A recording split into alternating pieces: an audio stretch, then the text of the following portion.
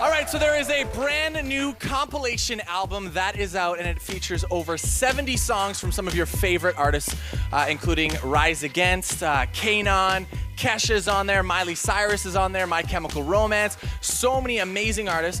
And it's really cool because they're covering all of Bob Dylan's songs. It's called Chimes of Freedom, and even better, the proceeds go towards Amnesty International, which is celebrating its 50th anniversary this year, which is a very big deal. And so to tell us a little bit more about it, my friend Saladin from Amnesty is here to tell us. So tell me, what does Amnesty International do?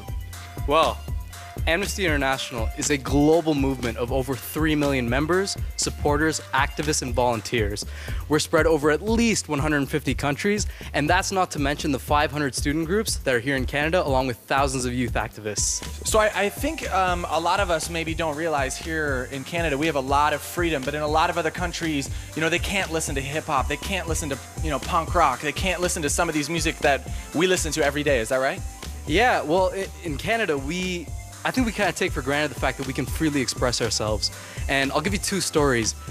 Jabbar Savalan, he's a student from Azerbaijan. He was thrown in jail for, get this, 11 months. For what? He made a Facebook post that some government officials didn't like. He just posted on Facebook his personal opinion about the government, about something that was going on, and because of that, he ended up in prison. Yeah, and when Amnesty International heard this, we were outraged, and rightly so, because for us, making a Facebook post, we kind of take that for granted sometimes. But when we heard that, everyone in Amnesty International got mobilized, and on December 10th, for our National Write-a-thon, we had thousands and thousands and thousands of letters coming from Canada and all across the world going to government ministries, to him in support, to say, do what's right, let him go. And 2 weeks later, he was pardoned.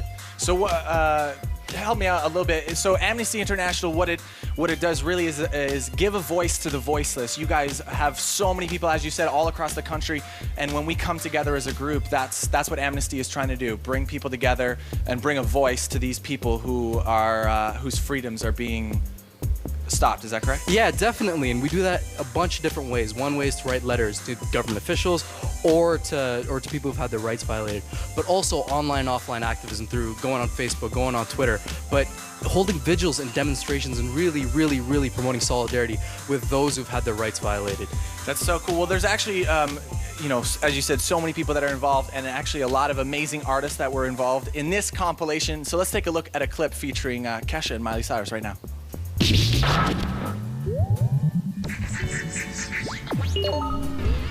I really feel like, as an artist, I stand for freedom of speech and freedom to be yourself. Oh, I'm sailing away, my own true love. It doesn't matter who somebody is, what their political persuasion is, where they come from. Music has a way of getting under the radar, touching people's hearts, and oftentimes motivating them. It's a necessity to human beings being happy, to be able to express yourself.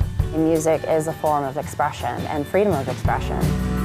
Amnesty International's relationship with music started back in the 70s with the Secret Policeman's Ball, and then that grew into the larger musical shows in the 80s and early 90s. Bob Dylan's music really speaks to so many of Amnesty's issues and really speaks to the human condition. His songs are very versatile. They can mean, so many different things and relate to people in different ways. It's astounding to see so many artists coming together and supporting the cause of human rights, bringing their craft, their art, their skill, all for free, all as a donation to the cause.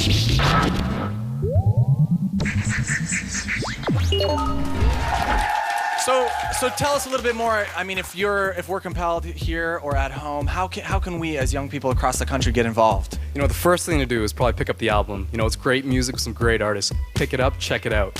After that, if there's a particular issue you guys are passionate about, join an Amnesty group. You'll find one at your local school, in your church, or in your community. But if there isn't one, I can't stress this enough, make one. Be the difference in the world. Stand up, do not be silent, and try to change the world. Because if you don't, nobody else is gonna do it for you. Well put. Thank you so much for your time. Obviously, you can check it out online at amnesty.org to get more information. And as you said, pick up the CD. It's on iTunes right now. Chimes of Freedom, the songs of Bob Dylan, and in stores. Thank you again so much, Saladin, for stopping by and giving us more information on that. Thanks for having me. All right, coming up, we've got an interview with one of the cast members of the LA Complex, our new hit show, and I'm going to be Skyping with Perez Hilton. Don't go anywhere.